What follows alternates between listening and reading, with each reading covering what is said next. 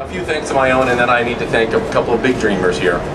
First, though, my partner in crime, I will say that, Ann Tannenbaum, who got me involved in the Film Society 10 years ago, and we've been on a great adventure and have dreamed this dream together. The entire construction team, York, Rockwell, all the people that actually do the work, who've gone unheralded, I want to say thank you so much. On time, on budget, miraculous, thank you so much.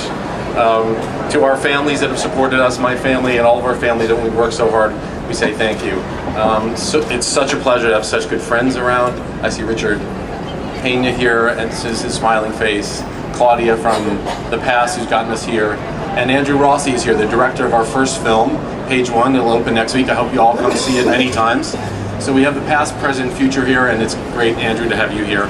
And you're the first of many, many film artists that are going to make their home here, and hopefully we'll make you all feel welcome. And as a film community, we can come and finally interact with the film lovers we love, the films we love, and the people that we love to enjoy films with.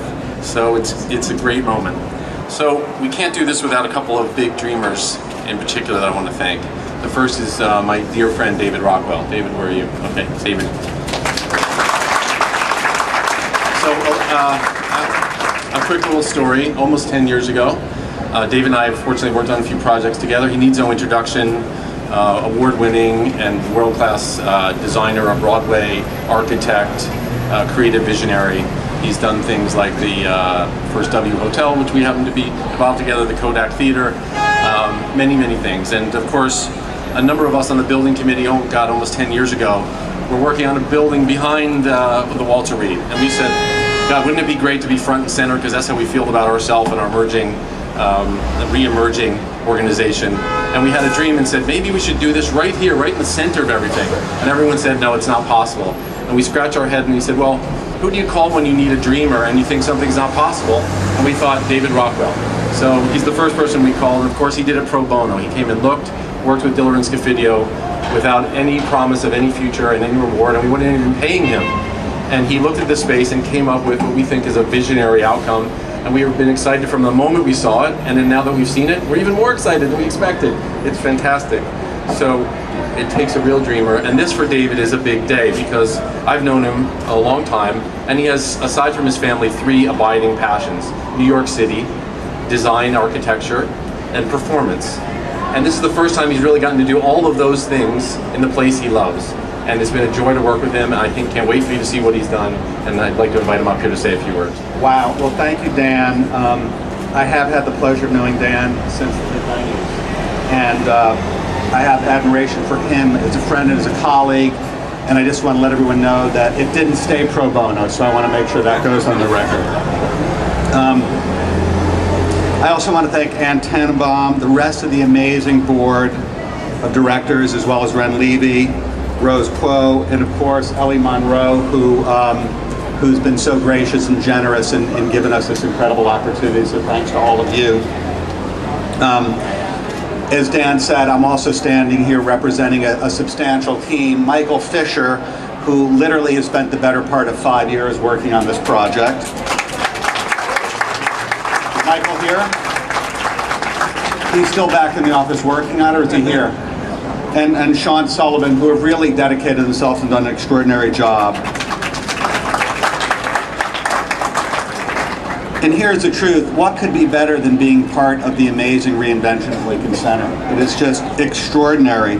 And I'll tell you, when we started on this, what we visualized together with an incredibly inspired client group was a spot in Lincoln Center that might be small, but it would signify accessibility, spontaneity, informality, and every kind of social interaction around cinema possible.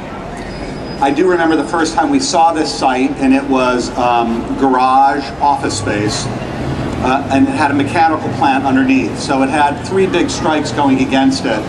What it had going for it was an incredible location, and in fact, the very first Film Society offices were here.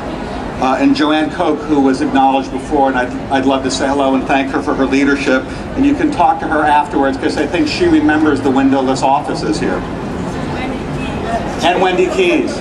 I was close. Is Wendy here? Yeah.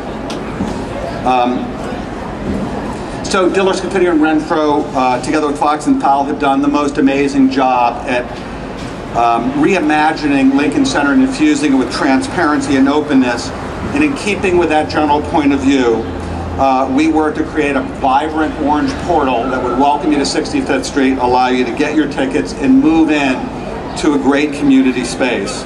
And now, in the place of those parking spaces, is a state-of-the-art home for the incredible Film Society, 2 new theaters, an amphitheater, which hopefully everyone will think of as the family room for Lincoln Center, open, public, and transformable.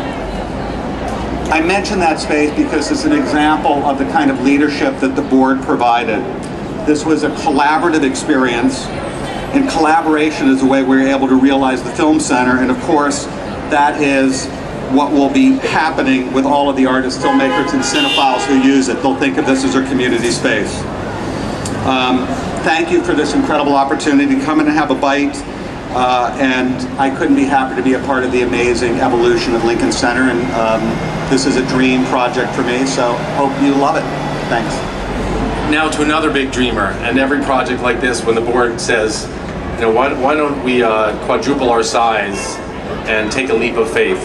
You need someone who really grabs that energy and says, I believe so much that I will leap before anyone else. And so we're lucky enough to have Elinor Bunin Munroe. She's an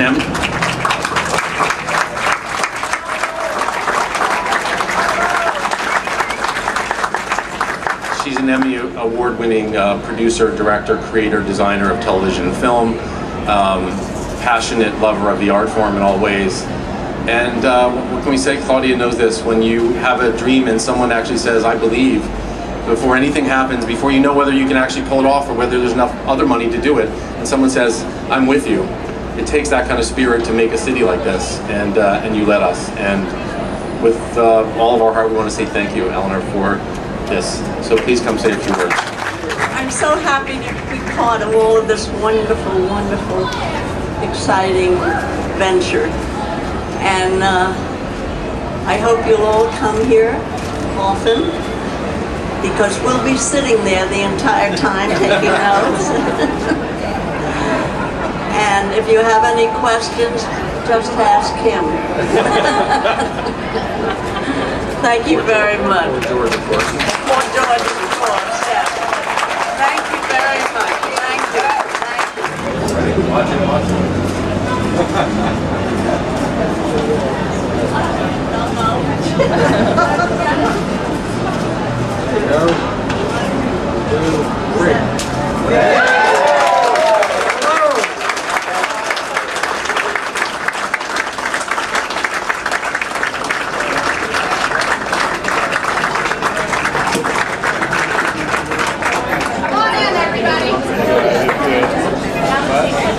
Come on into our new home.